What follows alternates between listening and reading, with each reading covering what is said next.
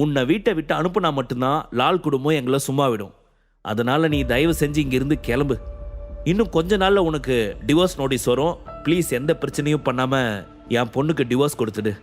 இப்போ இங்கிருந்து கிளம்பு என்று ரேணுகா சொன்னார். இனி இங்கே இருந்து ஒரு பிரயோஜனமும் இல்லை என்று நினைத்த விக்ரம் அங்கிருந்து புறப்பட்டான். வீட்டை விட்டு வெளியே வந்த விக்ரம் அந்த நள்ளிரவில் ஆள் அரவமற்ற சாலையில் சிகரெட்டை புகைத்தபடி நடந்து கொண்டிருந்தான். அவன் தன் போனை எடுத்து யாருக்கோ போன் செய்யவிருந்த போது அவனுக்கு சுரபியிடம் இருந்து ஒரு மெசேஜ் வந்தது.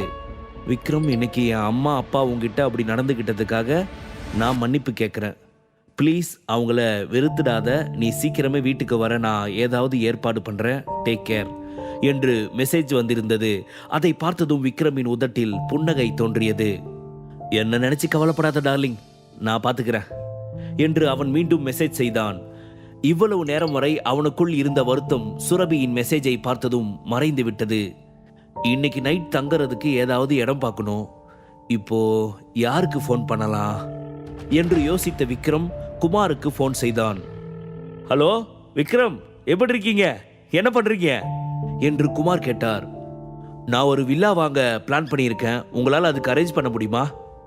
நிச்சயமா சார், ரெடியா இருங்க. நானே வந்து உங்களுக்கு வில்லாவை காட்டுறேன் என்று குமார் மகிழ்ச்சியுடன் சொன்னார். அடுத்த 5 நிமிடத்தில் ஒரு பெரிய கார் வந்து சாலை ஓரத்தில் நின்றது. அவரை பார்த்து புன்னகைத்த விக்ரம் காரில் ஏறி அமர்ந்தான். பிருந்தாவன் விலாஸ் போங்க என்று விக்ரம் சொன்னான். ஓகே சார் என்று குமார் காரை அந்த ஏரியாவுக்கு செலுத்துமாறு டிரைவரிடம் சொன்னார். பின்னர், சார், அந்த ஏரியாவில் ஹை அஃபிஷியல்ஸ் அண்டு செலிபிரிட்டி தான் இருக்காங்க. அதனால் அந்த ஏரியாவில் வில்லாவோட விலை ஏறிக்கிட்டே போகுது. இப்போ அங்கே ஒரு வில்லா வாங்கணும்னா குறைஞ்சது 10 கோடியாவது செலவாகும். பணம் ஒரு பிரச்சனையே இல்லை குமார், எவ்வளவு செலவானாலும் பரவாயில்ல என்று விக்ரம் சொன்னான். ஓகே சார், நான் ஒன்று கேட்கலாமா? எதுக்காக இந்த நேரத்தில் நீங்கள் உடனடியாக வில்லா புக் பண்ணுறீங்க என்று குமார் ஆர்வத்துடன் கேட்டார். அது ஒன்றும் இல்லை, என் மாமியார் என்னை வீட்டை விட்டு துரத்திட்டாங்க. இப்போ எனக்கு தங்கறதுக்கு வீடு இல்லை, அதனால தான். அது சரி, மனோகர் ரியல் எஸ்டேட் யாருக்கு சொந்தமானது என்று விக்ரம் பேச்சை மாற்றினான். இந்த ரியல் எஸ்டேட்டோட முக்கியமான ஆள் மேத்தா குடும்பத்தை சேர்ந்த ஒருத்தர். என்னது, மேத்தா ஃபேமிலியா? குமார், நீங்க ஏதாவது என்கிட்ட சொல்ல விரும்புறீங்களா என்று கேட்டான். சார், நீங்க ராகுலுக்கு எதிரின்னு எனக்கு தெரியும். நான் மேத்தா குடும்பத்தோட மருமகன். எனக்கு கல்யாணம் ஆகி 10 வருஷம் ஆகுது. நான் தான் இப்போ இந்த ரியல் எஸ்டேட் கம்பெனியை தனியாக நடத்திக்கிட்டு வரேன். என்னோட மொத்த வாழ்க்கையும் அந்த மேத்தா குடும்பம் கண்ட்ரோல் பண்ணிக்கிட்டு இருக்கு. இந்த 10 வருஷமா நான் அந்த மேத்தா குடும்பத்துக்காக தான் கஷ்டப்பட்டு உழைச்சிக்கிட்டு இருக்கேன். வெளியே பார்க்க நான் சந்தோஷமா இருக்க மாதிரி இருந்தாலும் உள்ளுக்குள்ள அந்த ராகுலை அழிக்கணுங்கிற நெருப்பு எரிஞ்சுக்கிட்டே இருக்கு. என் உடம்புல கடைசி மூச்சு இருக்கிற வரைக்கும் மேத்தா குடும்பத்துக்காக பணம் சம்பாதிக்கிற ஒரு மெஷினா என்னை மாத்திட்டாங்க என்று குமார் வருத்தத்துடன் சொன்னார். உங்க கையாலேயே மேத்தா குடும்பத்தை அழிக்கிற வாய்ப்பை நான் உங்களுக்கு தரேன். நான் சொல்ற மாதிரி பண்ணுவீங்களா என்று விக்ரம் கேட்டான். அவன் சொன்னதை கேட்டதும் குமாரின் கண்கள் பளிச்சிட்டன. நிச்சயமா சார், அப்படி மட்டும் நடந்தா என்னை விட சந்தோஷப்படுறவன் இந்த உலகத்துல யாருமே இருக்க மாட்டான் என்று குமார் சொன்னார். அவர்கள் பேசிக் கொண்டிருந்த போதே கார் பிருந்தாவன் காலனிக்குள் நுழைந்தது. மனோகர் ரியல் எஸ்டேட்ல எத்தனை டைரக்டர்கள் இருக்காங்க? நீங்க தான் இங்க ஜெனரல் மேனேஜர் இல்லையா? அவங்க கிட்ட இருக்க ஷேர் எல்லாம் வாங்க எவ்வளவு பணம் செலவாகும் என்று விக்ரம் கேட்டான். போர்ட் ஆஃப் டைரக்டர்ஸ் மொத்தம் 7 பேர் இருக்காங்க. நாம அவங்களோட ஷேரை வாங்க குறைஞ்சது 100 கோடியாவது ஆகும் என்று குமார் சொன்னார். இந்தாங்க, இந்த கார்டை வச்சுக்கோங்க. இதுல இருந்து 200 கோடி எடுத்துக்கோங்க. மனோகர் ரியல் எஸ்டேட் மொத்தமாக நம்மளோட கண்ட்ரோலுக்கு வரணும் என்று விக்ரம் சொன்னான். சரி சார், நான் உடனடியே நீங்கள் சொன்ன வேலையை ஆரம்பிச்சிடுறேன். மனோகர் ரியல் எஸ்டேட் முழுக்க இப்போ என் கையில் இருக்கு. இனி அதை அஃபிஷியலாக எனக்கு சொந்தமானதை ஆக்கிடுறேன் என்று குமார் உற்சாகமாக சொன்னான்.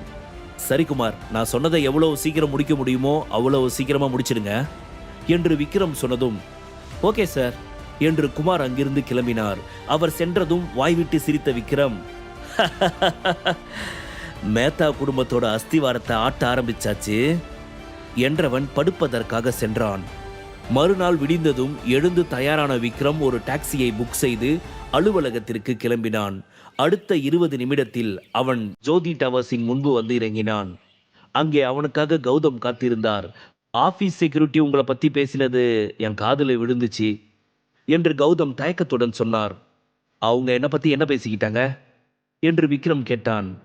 சுரபி மேடம் கூட உங்ககிட்ட இருந்து டிவோர்ஸ் வாங்கிட்டு லால் குடும்பத்தை சேர்ந்த சந்துருவை கல்யாணம் பண்ணிக்க போறாங்கன்னு எல்லாரும் பேசிக்கிறாங்க சார் என்று கௌதம் சொன்னார். அட, இந்த கதை ஆஃபீஸ் வரைக்கும் வந்துருச்சா? நிச்சயம் இது என் மாமியார் வேலையாக தான் இருக்கணும் என்று நினைத்த விக்ரம், அவங்க சொன்னதெல்லாம் உண்மைதான் கௌதம். என் மாமியார் என்ன நடுராத்திரி வீட்டை விட்டு வெளியே துரத்திட்டாங்க. நான் திரும்பி சுரபி கூட சேர்ற வரைக்கும் நீங்கள் தான் அவளை பார்த்துக்கணும் என்று விக்ரம் சொன்னான். இந்த மாதிரி ஒரு நல்ல மனுஷனை வீட்டை விட்டு துரத்த அவங்களுக்கு எப்படி தான் மனசு வந்துச்சோ என்று நினைத்த கௌதம், ஓகே சார், மேடத்தை நான் ஜாக்கிரதையாக பார்த்துக்கிறேன் என்றார். அப்புறம் கௌதம், இன்னையிலிருந்து நான் ஆஃபீஸ் வர்றதும் கஷ்டம்தான், ஸோ கேர்ஃபுல்லாக இருங்க என்று விக்ரம் அலுவலகத்திற்குள் நுழைந்தான். அதே நேரம் அவர்களிடம் இருந்து 100 மீட்டர் தொலைவில் இருந்த காரில் சந்துரு அவன் நண்பர்கள் அனைவரும் அமர்ந்து அவனை உளவு பார்த்து கொண்டிருந்தனர். சந்துரு, அவன் உள்ள போறான், நாமளும் போகலாமா என்று ராணா கேட்டான். இன்னும் கொஞ்ச நேரம் கழிச்சு போகலாம். அவன் முதல்ல தன்னோட செக்ஷனுக்கு போகட்டும். அங்கே வச்சு அவனை அவமானப்படுத்தினா தானே நல்லா இருக்கும். அவன் ஆஃபீஸில் இருக்க எல்லாரும் முன்னாடியும் அவன் மூஞ்ச உடைக்கணும். புருஷோத்தமன் குரூப்பில் இருக்கிற எல்லாரும் எனக்கு நிச்சயம் மரியாதை கொடுப்பாங்க. ஏன்னா நான் கூடிய சீக்கிரம் அவங்க வீட்டோட மருமகனாக போகிறேன் என்று சந்துரு பெருமையுடன் சொன்னான். நல்ல பிளான் சந்துரு. அவனை ஒரே நாளில் வீட்டை விட்டு துரத்தி அடிக்கிற மாதிரி பண்ணிட்ட. ஆனால் அது மட்டும் அவனுக்கு போதாது. அவன் இந்த ஆஃபீஸில் இருந்து துரத்தி அடிக்கணும். அதுக்கப்புறம் அவன் பொண்டாட்டியை நீ உனக்கு சொந்தமாக்கிக்கணும் என்று குணா சொன்னான். இதெல்லாம் ஒரு விஷயமா மச்சான்? பணம் இருந்தால் என்ன வேணா பண்ணலாம். இனிமே சுரபி என் கையில் இருக்கிற பப்பட், அவளால் ஒன்றும் பண்ண முடியாது என்று சந்துரு சொன்னான். அவன் உள்ள போய் 10 நிமிஷம் ஆயிடுச்சு, வாங்க நாம போகலாம் என்று ராணா சொன்னான். அவன் சொன்னதை கேட்ட சந்துரு காரை ஜோதி டவர்ஸிற்கு செலுத்தினான். ஜோதி டவர்ஸில் இருந்து சற்று தொலைவில் உள்ள ஒரு கட்டிடத்தின் உச்சியில் இருந்து அலுவலகத்திற்குள் நுழைந்த சந்துருவை பைனாக்குலர் வழியாக சௌந்தர்யாவின் ஆட்கள் கவனித்துக் கொண்டிருந்தனர். மேடம், சந்துரு சார் ஜோதி டவர்ஸ்க்கு போறாரு. எனக்கெனவோ அவர் விக்ரமை இன்சல்ட் பண்ண போற மாதிரி இருக்கு என்று சௌந்தர்யாவின் அசிஸ்டன்ட் ஷர்மா சொன்னார். சௌந்தர்யா எதுவும் சொல்லாமல் அவரை பார்த்து புன்னகைத்தார். மேடம், நாம விக்ரமுக்கு உதவி பண்ண தானே வந்திருக்கோம், இப்ப நாம போக வேண்டாமா என்று அவளின் மற்றொரு அசிஸ்டன்ட் வர்மா கேட்டார். அதுக்கு அவசியம் இல்லை என்று சௌந்தர்யா சொன்னாள். சௌந்தர்யாவின் அசிஸ்டன்ட் வர்மா, ஷர்மா இருவரும் ஒருவரை ஒருவர் பார்த்து கொண்டனர். என்ன ஆச்சரியமா இருக்கா? இப்போ ஒருத்தர் வயிறு நிறைய சாப்பிட்டாங்கன்னு வச்சுக்கோங்களேன், அவங்க கிட்ட அப்போ நீங்க பிரியாணி நீட்டினா கூட வேண்டாம்னு தான் சொல்லுவாங்க. இதே அவங்க பயங்கர பசியில் இருக்கும்போது பழைய சாதத்தை கொடுத்தா கூட கடகடன்னு சாப்பிடுவாங்க. எப்படியோ என்னோட ஸ்டூபிட் கசின் சந்துரு தீனதயாளன் கிட்ட இந்நேரம் பேசியிருப்பான். அதனால விக்ரம்க்கு இன்னைக்கு வேலை போகிறது உறுதி. அதோட சந்துரு நிறுத்த மாட்டான். அவனை ரவுடிகளை வச்சு அடிக்க ஏற்பாடு பண்ணியிருப்பான். அதுவும் அவன் பயங்கரமான ரவுடிகளை ஏற்பாடு பண்ணியிருக்கிறதா நான் கேள்விப்பட்டேன். அவங்க கிட்ட இருந்து விக்ரம் நிச்சயம் தப்பிக்க முடியாது. அந்த சமயத்தில் நான் நம்ம ஆட்களோட போய் அவனை காப்பாற்றி அவனுக்கு வேலை தரதா சொல்லுவேன். அவனும் ஒத்துக்கிட்டு வாழ்நாள் முழுக்க எனக்கு நன்றியோட இருப்பான் என்றவளின் முகத்தில் மர்ம புன்னகை தோன்றியது. முழு கதையையும் கேட்டு மகிழ பாக்கெட் FM ஆப்பை டவுன்லோட் செய்யுங்கள். லிங்க் டிஸ்கிரிப்ஷனில் கொடுக்கப்பட்டுள்ளது.